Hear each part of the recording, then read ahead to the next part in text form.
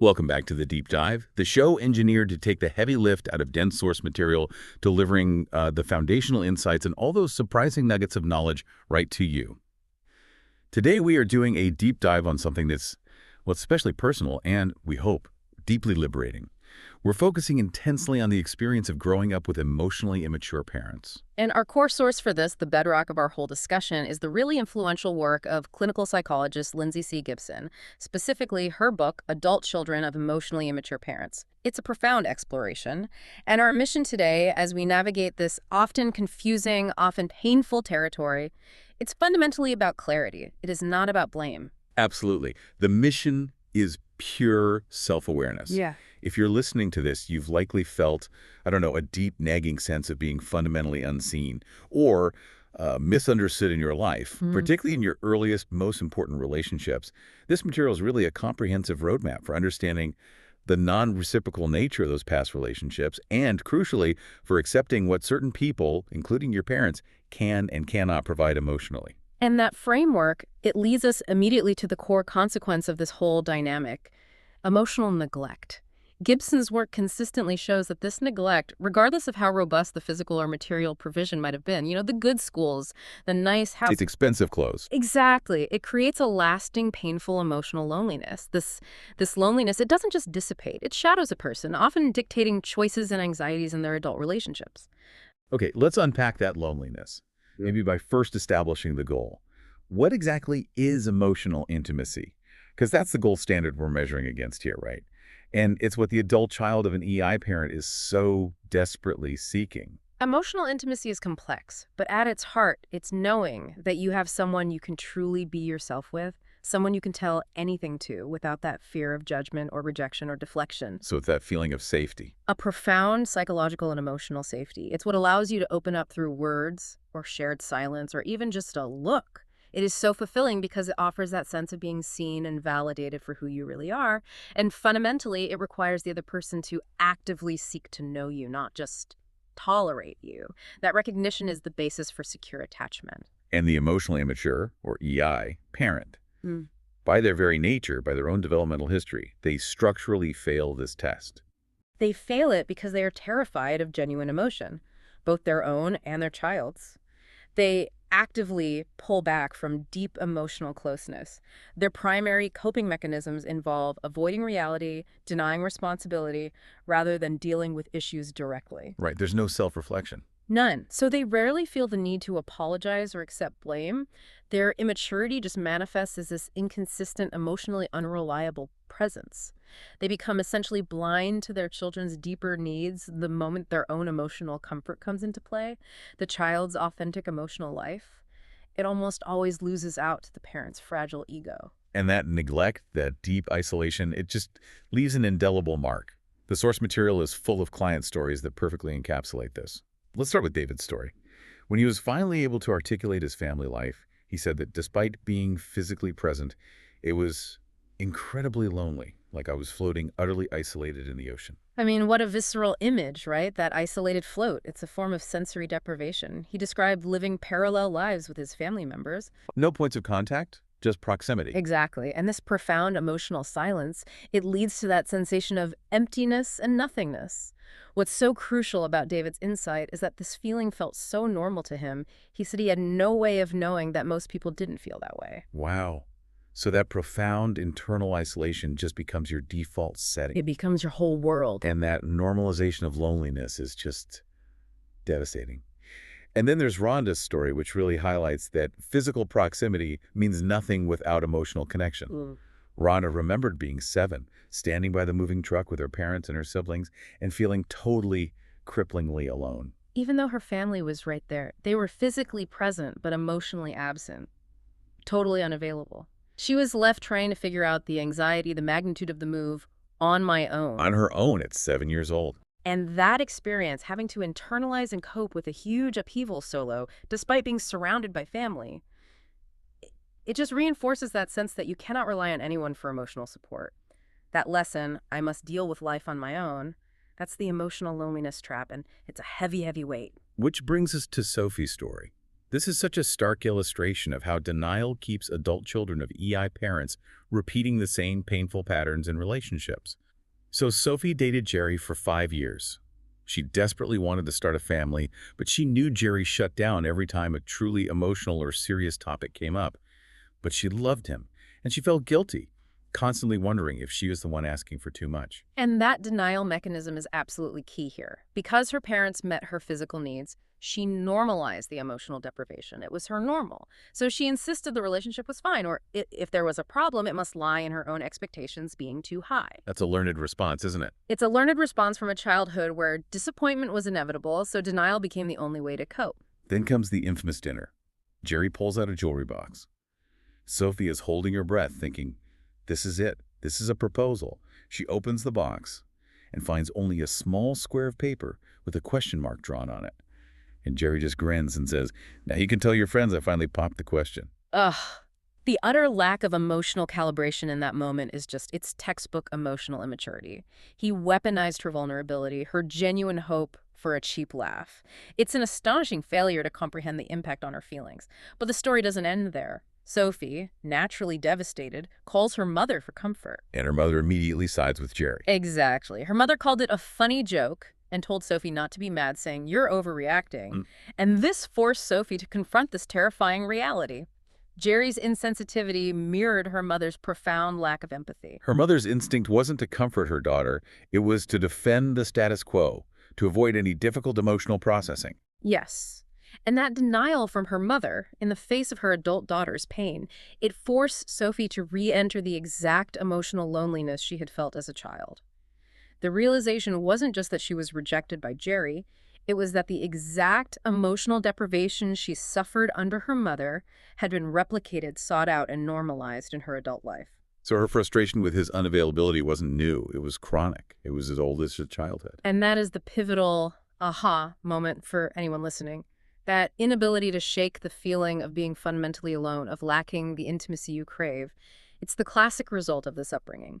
The key realization is that healthy, secure relationships shouldn't require constant, exhausting, unrewarding work just to get baseline recognition. Right. If you're struggling daily just to get along, just to be noticed, that is a huge flashing warning sign that you're trying to compensate for someone else's emotional deficits. Right. That provides a really powerful foundation. So let's firmly establish the framework. What does emotional maturity in an adult actually fundamentally look like? What's the gold standard we're contrasting all this with? Well, at its highest level, emotional maturity means you're capable of thinking objectively and conceptually, using logic and reason, while also sustaining deep, empathetic, emotional connections to others. It's this remarkable integration of mind and heart where neither one is sacrificed for the other. And what does that look like in terms of characteristics? I mean, how does a mature person operate day to day? They're characterized by several things. They function independently so they can sustain their own life and identity while also maintaining deep, fulfilling emotional attachments.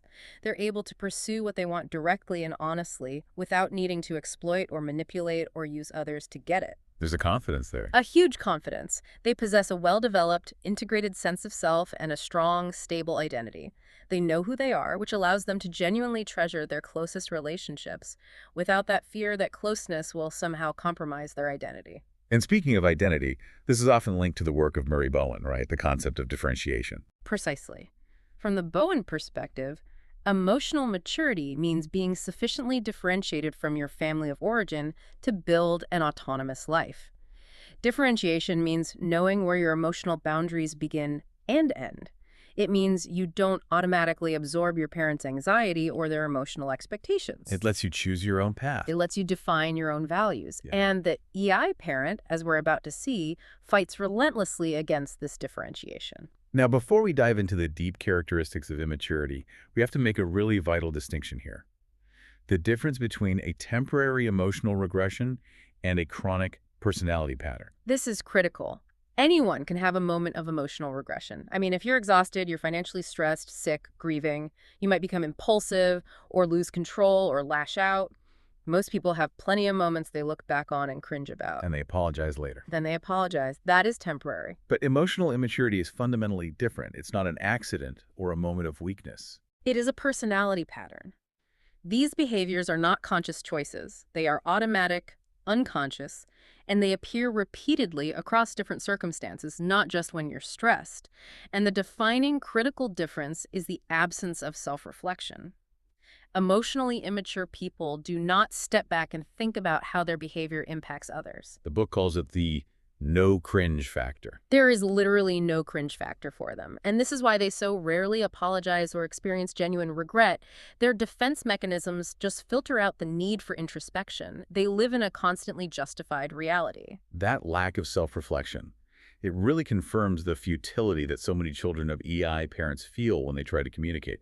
They're basically arguing against a locked operating system. Before we move into the in-depth traits, the source material provides a quick assessment. So if you're listening, maybe consider whether your parent. Did they often overreact to relatively minor things? Did they struggle to express much empathy or emotional awareness? Or did they seem deeply uncomfortable with emotional closeness, like actively avoiding going there when feelings were involved? If you checked more than one of those, you are highly likely dealing with an emotionally immature pattern. Okay, so now we get into the critical deep dive on the core personality traits. This is really the heart of the matter, mapping out the internal landscape of the person who simply cannot show up for you emotionally. Trait number 1 is profound rigidity and single-mindedness. Now, paradoxically, these people can sometimes be highly successful in life. They can achieve high prestige, professional success. But only under certain conditions. Right, as long as the path is clear, linear, and logical. They thrive on routine, rules, certainty. The moment they are faced with emotional decisions or personal relationships or necessary compromise, their immaturity just manifests as either extreme rigidity or sheer impulsivity. So the high-achieving parent might be a brilliant engineer or a CEO, capable of managing thousands of people, but utterly incapable of managing family conflict at home. Exactly that. The sophistication they display professionally is based on logic and rules, which they can master. But the emotional world is messy, it's unpredictable. They cope with this complexity by narrowing reality down to something manageable. Once an opinion is formed, their minds are essentially closed. They see one right answer, theirs. They get defensive. Intensely defensive, and often humorless when challenged, because alternative ideas threaten that simple, rigid reality they constructed to survive. Trait number 2, and it's closely linked, is low stress tolerance and reactivity. They just don't have the internal infrastructure to handle sustained or unexpected stress effectively. That internal systems are quick to short-circuit, which leads to reactive and stereotyped responses. Instead of objectively assessing a difficult situation, they instantly resort to these primitive coping mechanisms. Researchers like Viant noted these include denial, distortion of facts, or just outright replacing reality with a version they can manage. And the result for the adult child is that the EI parent has this tremendous difficulty admitting mistakes. They'd rather discount any evidence that suggests they were wrong and immediately transfer blame. And this low threshold for stress spills over onto everyone around them. Because regulating their own emotions is so difficult, they overreact constantly. They expect others, especially their children, to immediately notice their distress and soothe them back to equilibrium, usually by doing whatever the parent wants. Which is a massive emotional burden on a child. Huge. And they also tend to externalize comfort. They often turn to substances or medication rather than engaging in any internal processing or reflection, which they are incapable of. Trait number 3 is pure egocentricity and insecurity. And we need to be clear, this isn't the innocent self-centeredness of the happy toddler. This is something much darker. It is. It's a self-involvement that's commanded by anxiety. Young children are guided by instinct, sure, but emotionally immature adults are commanded by severe, chronic insecurity. They are aptly described as wounded people who must keep checking their intactness. They live in a perpetual state of emotional defense because they're terrified of being exposed as bad or inadequate or unlovable. And this chronic insecurity is what necessitates that high defense shield we mentioned earlier. Yes, that fear keeps their defenses so high, so operational, that genuine closeness is impossible. And the core manifestation of this is intense self-preoccupation. They are constantly monitoring whether their needs are met, whether they've been offended, whether they are being sufficiently praised. Their self-esteem is completely dependent on how others react to them. Wholly dependent. And this all-consuming focus completely eclipses other people's feelings. The child's emotions only matter if they inconvenience the parent. That lack of awareness is captured so perfectly in that anecdote about the mother and the criticisms. A woman was trying to confide in her mother about the pain her father's criticism caused her. And after hearing this honest, vulnerable expression of hurt, Her mother's response was just shocking. She said, well, if I couldn't tell you, I wouldn't have anybody to talk to. That is emotional myopia at its absolute peak. The daughter's pain, her vulnerability, her need to be heard is just instantaneously dismissed. Why? Because the mother's need to vent, to simply talk to somebody about her own frustration, is paramount. It's all-consuming. There is zero processing capacity left over to consider that she just wounded the very person she was supposedly confiding in, So the parent just uses the child as an emotional dumping ground. without ever recognizing them as a separate human being with feelings of their own. Moving on to the final trait in this section, Yeah. center of attention and role reversal. It's an observable pattern that in any group setting, the most emotionally immature person will unconsciously dominate the group's time and energy and emotional bandwidth. They command the space. If the group allows it, all attention will flow to them, and any attempt to redirect that becomes very difficult because it's perceived as a threat to their ego. And this tendency is dramatically amplified in the home, often resulting in role reversal, where the child is expected to function as the parent's emotional caretaker. Their therapist or their best friend. Right. And the story of Frida and her father, Martin, provides this stunning, complex illustration of this reversal. Martin was a respected public figure, an upstanding citizen, but at home he was capable of aggression, fear, sometimes physical violence. Yet he expected his children to maintain an adult level of emotional control while simultaneously soothing him and making him the center of attention. That's the ultimate double bind. It is. He demanded unconditional approval and emotional servitude from the very children he abused and neglected, while he indulged his own moods like an entitled child. Frida, in particular, felt this tremendous pressure to exhibit almost maternal love and admiration for a man who instilled profound fear in her.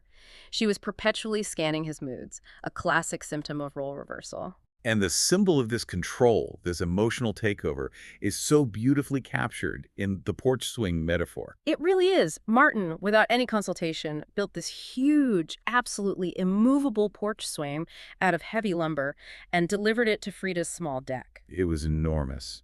It took up almost all the space she had for sitting outside. And he did it not as a gift for her, but for his own sense of accomplishment. It was a physical manifestation of his overbearing, selfish, emotional presence in her life. It was, and he was intensely proud of this imposing gift, acting like a kid who had just presented his mother with an art project. He was expecting praise for the effort, regardless of how inappropriate or useless the gift actually was. That is the perfect encapsulation of the EI dynamic. Taking up all the available space in the family, demanding praise, while completely disregarding the boundary or the actual needs of the other person. It is. And the book highlights the immense, almost shocking freedom Frida gained when, after finally understanding his immaturity, she felt empowered enough to hire someone to remove the monster's swing. That was a real act of boundary setting. An act of emotional self-reclamation, removing the physical symbol of his all-consuming neediness. That exploration of traits makes the emotional terrain so clear. Right. Now we need to shift to the structural deficits that fundamentally cripple the EI person's ability to relate and connect. And the first major one is impaired empathy and mentalization. Impaired empathy is often considered the most central defining characteristic because EI people are so profoundly out of touch with their own deeper feelings. Remember, they've walled them off to survive. They are strikingly blind to how their actions impact others. They just don't have the internal model for shared feeling. And to really grasp this deficiency, we have to introduce that concept you mentioned earlier, mentalization. Right. Mentalization, detailed by researchers like Fonagy and Target, is the sophisticated cognitive and emotional ability to imagine that other people have their own unique, complex minds, feelings, and thought processes, separate from your own. It's having a strong theory of mind, but applied to the emotional world. Exactly. Mature parents are naturally excellent at this. They are deeply curious about their child's inner experience. EI parents fundamentally lack this capacity. They just assume the child feels what they feel, or what they should feel. So they can't see the child as a separate emotional entity. Not really. And the source also draws this subtle but crucial distinction between two types of empathy they might possess, which is often very confusing for the adult child. Okay, what's that? Well, they may be very canny at reading intentions and surface feelings. They can quickly size you up, sensing a threat or weakness or an opportunity to gain attention.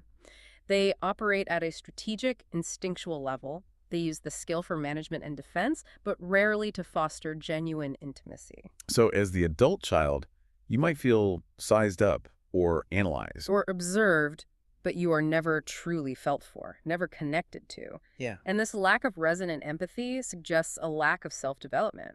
If parents haven't developed sufficient emotional self-awareness themselves, they lack the instrument needed to resonate with their children's feelings. That structural weakness in their own identity brings us to the next deficit: inconsistency and contradictory behavior. This is what makes the home environment so chaotic and unpredictable for a child. It creates a chaotic internal life that just spills out everywhere. EI people lack a well-integrated sense of self. Their personalities are described as an amalgam of various borrowed parts that just don't fit together well. As children, they had to shut down core, authentic parts of themselves out of fear or the need for acceptance, which led their personalities to form in these isolated clumps. So on Tuesday, the clump that is the hypercritical, demanding parent is in charge. But on Wednesday, the clump that is the overly dependent, needy parent takes over. And neither one talks to the other. Exactly. They step in and out of contradictory emotional states without ever noticing their own inconsistency. To the outside world, and especially to a child, this volatility is baffling and terrifying. Elizabeth's story illustrates this perfectly. Her mother was emotionally unpredictable, shifting rapidly, forcing Elizabeth to read her moods constantly. Always anxious, always wondering if she should keep her distance or seek approval. And the child internalizes this chaos. They often come to the devastating conclusion that they, the child, are the cause of the parent's instability. It's the only way a child can make sense of an environment that is so emotionally erratic. It is. They assume, if only I were better or smarter or quieter, Mommy wouldn't be upset. Elizabeth concluded, I must be flawed. They internalize the parent's instability as their own moral defect. And the ultimate danger there is that they learn to dismiss their own emotional reality in favor of the parent's volatile mood. Yes. Okay, moving to a deficit that is often the most confusing for adult children seeking therapy. Focusing on the physical instead of the emotional. This is where the outward appearance of good parenting clashes so violently with the internal feeling of neglect. This creates what the book calls the material paradox that traps so many adult children in guilt. EI parents can, and often do, provide excellent physical care, food, shelter, safety, education, medical care when the child is ill. They do this diligently. Why? Why are they so good at that part? Because physical aid feels safer and more sanctioned than emotional attachment. It's tangible, it's rules-based, and it avoids the terrifying vulnerability of deep emotional sharing. So the child grows up with this overwhelming, undeniable physical evidence that their parents loved them and sacrificed for them, yet they carry this profound, painful lack of emotional security. They have proof of love, but no feeling of being loved. And that guilt keeps them stuck for decades. The story of Ellie and her mother, Trudy, is such a cold illustration of this. Trudy was outwardly generous, active in the community, provided a safe, clean home, but emotionally she was hard as a rock. When Ellie was 11, Trudy suddenly took away her beloved stuffed animal, claiming she was too old for this. Later, she gave away Ellie's cherished cat without warning because it messed in the house. That's just emotional cruelty masked as practicality. And years later, Trudy solidified this neglect with a shocking admission. She did. She told Ellie, "We didn't give a damn about your feelings. We just kept a roof over your heads." That phrase is an explicit, devastating summary of the EI parents' focus. They prioritize maintenance and provision, the physical facts of survival, while consciously disregarding the emotional toll on their child.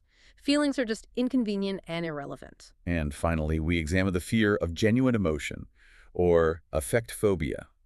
This seems so contradictory, given how emotionally reactive they are, always overreacting to minor things. It is a critical paradox. Yeah. They are quick to get emotionally aroused. That's the superficial reactive part. But they are terrified of their authentic, deeper feelings. Sustained joy, profound sadness, vulnerability. They find genuine emotional vulnerability extremely threatening because they lack the internal tools to process it.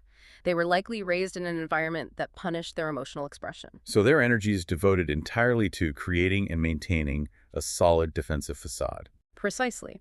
This facade is there to protect against emotional exposure. They stick rigidly to superficial topics: work, school, money, health, anything that avoids genuine intimacy. And this fear means that even positive emotions can become associated with anxiety or punishment. Look at Anthony's story.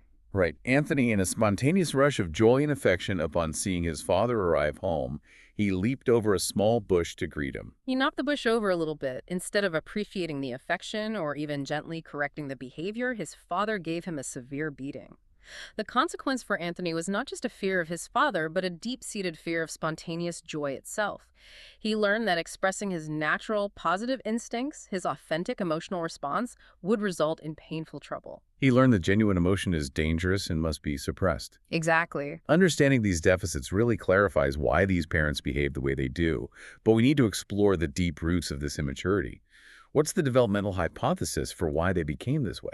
The clinical hypothesis suggests that many, if not most, EI parents were themselves emotionally shut down as children. They were forced to grow up in environments that were emotionally barren or punitive. They were, metaphorically, overpruned early in life, Over prunes. meaning they were forced to grow only within a very limited range of acceptable behavior and emotional expression, usually to suit the needs of their own parents. That phrase, over pruned, it really paints a picture of arrested development and psychological stunting. It does. Their personalities are described rather tragically like stunted bonsai trees, trained into these unnatural shapes. Because they had to bend so rigidly to fit their family's emotional demands, often involving shutting down vulnerability, shutting down authenticity, they were unable to develop fluidly into integrated, natural people. They never had the safe space to explore and express their feelings enough to develop a strong, mature, individual identity. And without that strong core sense of who they are, they can't engage in emotional intimacy because they're too afraid of compromising the fragile, borrowed self they've constructed. It's a fundamental deficit. The emotional immaturity limits their ability to know themselves, which in turn limits their capacity for deep emotional engagement with their children. This arrested development gives rise to the entire suite of personality weaknesses we just dissected. And when you look into the family history of these parents, you often find confirmation of these passed down effects. Yes, the family histories are frequently marked by great unhappiness, unresolved tension, trauma, or profound loss. An atmosphere of pain and disconnection that was never processed or resolved by the previous generation. This is so evident in Sarah's story. Sarah's mother was profoundly emotionally inhibited, standoffish, always seemed to be behind a great wall. Mm-hmm. Yet Sarah cherishes this one single moment she witnessed one morning. Her mother stood quietly by her bed, fondly watching Sarah sleep, before the mother realized Sarah was awake. And Sarah stayed perfectly still, just cherishing that one secret moment of genuine closeness and affection, knowing that the wall went back up the instant she was fully conscious.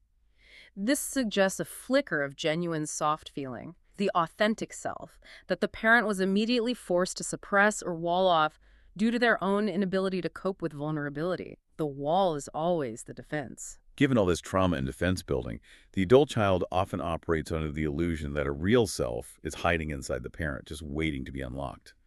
What happens when the adult child finally tries to reach them? Oh, the child often desperately believes that if they just find the right words or try hard enough, a genuine, fully developed parent will finally emerge. But the reality is heartbreaking. When people's defenses become an integral, automatic part of their personality, they are enduring. They are as real as scar tissue in the body. They are not a temporary veil. They are integrated into the core personality. So change is incredibly difficult, if not impossible, without the parent being willing to look inward, which we've already established is their core failure. Change requires a willingness to self-reflect and to notice their painful impact on others.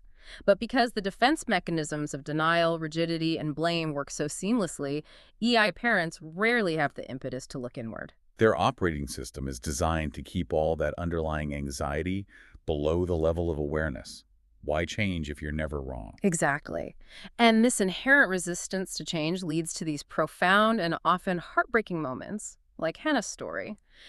Hannah, as an adult, tried to connect with her stern, hardworking mother by innocently asking her to share something deeply personal about herself she had never shared before. Just a simple request for intimacy. An innocent request, asking the mother to drop the facade and share a vulnerable piece of her history, and it went straight through the mother's defenses. The mother looked terrified, like a deer in headlights, and then immediately burst into tears and couldn't speak. Wow. Hannah's attempt at closeness had unintentionally exposed her mother's own profound, long-hidden sorrow and unmet childhood longing to be heard. It just overwhelmed her system, forcing an immediate primitive breakdown. That's the crushing realization for the adult child. The parent cannot meet the need for intimacy. not because they are consciously withholding, but because the mere attempt at genuine closeness is too terrifying to their stunted emotional core. It's just too much for them. As we transition toward concluding our deep dive, it is incredibly helpful to see how this fundamental emotional immaturity shows up in different styles of parenting. The source material draws on attachment research, specifically Mary Ainsworth's findings, which showed that mothers rated high in sensitivity were also high in acceptance, cooperation, and accessibility, the hallmarks of secure attachment. And in stark contrast, all four types of emotionally immature parents we're about to detail share the same underlying deficits we've been discussing: self-involvement, egocentricity, insensitivity, a limited capacity for intimacy, and poor boundary awareness. They all share that limited capacity for genuine intimacy, and they all tend to shun their children's individuality, ultimately making the children feel de-selfed, forced to abandon their true self to meet the parents' needs. Let's dedicate some time to mapping how these core traits play out in the four types. The emotional parent is perhaps the most obvious and often the most infantile. They are entirely run by their feelings, prone to massive instability, swinging wildly between over-involvement and abrupt withdrawal. They exhibit high levels of low stress tolerance and inconsistency. And how does that affect the child day to day? They treat small upsets, a parking ticket, a mild disagreement like the end of the world. They escalate situations dramatically. The child feels they are constantly walking on eggshells, forced to manage the parent's volatile mood shifts, which is a classic form of role reversal, So the house is just ruled by the emotional temperature of the parent. which is usually fluctuating between crisis and exhaustion. These parents are often seen by their children as needing to be watched over or protected or constantly reassured. Okay, next, the driven parent. This is the one who often looks so successful on the outside. Absolutely. The driven parent leverages their rigidity and single-mindedness trait for external success. They are compulsively goal-oriented, super busy, and intensely controlling. They prioritize goals, status, and perfection over their children's feelings or individual development. They exhibit high egocentricity because their child's achievement is just an extension of their own self-esteem. They're tone deaf to fostering autonomy. Instead, they're interfering constantly. They use interference and perfectionistic expectations to manage their own anxiety. They demand academic or athletic excellence, not for the child's benefit, but to secure their own sense of worth. The child of the driven parent often feels that their feelings are totally irrelevant, only their performance matters. They grow up measuring their value solely by their external achievements. Then we have the passive parent. The passive parent is the least obviously harmful and can often be quite affectionate, which makes them really confusing. However, they are still devastating because their primary mechanism is avoidance. They refuse to deal with anything upsetting, coping primarily through minimization, denial, and just acquiescing to problems. They often take a backseat to a dominant spouse, effectively allowing neglect or abuse to occur by looking the other way. So they're present, but they're not protective. Exactly. They are very low on stress tolerance, choosing to stay quiet and invisible rather than risking confrontation. They often appear to have impaired empathy because they minimize the child's pain to avoid having to act or take responsibility. As seen in Molly's story in the source material, the passive parent often fails to protect the child from a more dominant, rejecting, or volatile parent, which is a massive form of emotional betrayal. And finally, the rejecting parent. This parent has the highest degree of fear of genuine emotion and a huge wall built around them. They actively resist being bothered by their children and seem happiest when left completely alone. They are almost entirely characterized by self-preoccupation. Their interactions are typically limited to issuing commands, blowing up when inconvenienced, or just withdrawing entirely. So children of rejecting parents often feel like they're just constant bothers or irritants. And they learn quickly to give up on asking for emotional or physical needs. They learn to be invisible. They internalize the rejection. They come to believe they are fundamentally unlovable. They do. Of all the types, the rejecting parent demonstrates the clearest lack of interest in the child's unique mind, failing that standard of mentalization entirely. This has been an incredibly intensive analysis, drawing from the deep observations of the source material. The core takeaway, I think, uniting all four types and all the traits is clear. Emotional immaturity is a fixed, automatic pattern. It's characterized by deep insecurity, egocentrism, low stress tolerance, and a profound lack of self-reflection.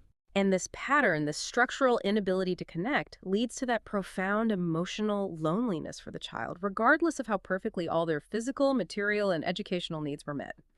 That confusing paradox is often the last obstacle adult children have to overcome. The most important realization for you, the listener, is recognizing that your deep frustration with emotionally unavailable or inconsistent people, it isn't a new neurosis, it's chronic, and it's as old as your childhood. Seeing this behavior not as a personal failure on your part, as in I failed to make them love me, but as a predictable, automatic, and unconscious personality pattern in the other person. That is the absolute start of healing. Absolutely. You have to recognize that their behavior has no cringe factor for them because their defenses work perfectly. Understanding that you are fighting an enduring, integrated pattern of personality, that scar tissue, is the key to letting go of the need for them to change. And the source reminds us that while understanding the past can be this bittersweet process of acknowledging loss, awareness brings its own incredible gifts, primarily a feeling of self-reclamation. You stop fighting that impossible fight to change them or to earn their approval. You reclaim your own energy. Yes. The true gift of this knowledge is the possibility of building a second life as an aware, autonomous adult. When you resolve the confusion and the frustration caused by the emotionally immature behavior, when you finally realize it wasn't about you, but about their stunting life, feels lighter. It feels easier. To be aware and present at the birth of your new self as an adult, choosing who you are and who you connect with. That's pretty incredible stuff. I mean, how many people, after all, get to be awake and aware for the emergence of the fully integrated person they were always meant to be? That is a powerful and hopeful thought to end on. A second chance at a life lived fully, free from those invisible chains of childhood expectation.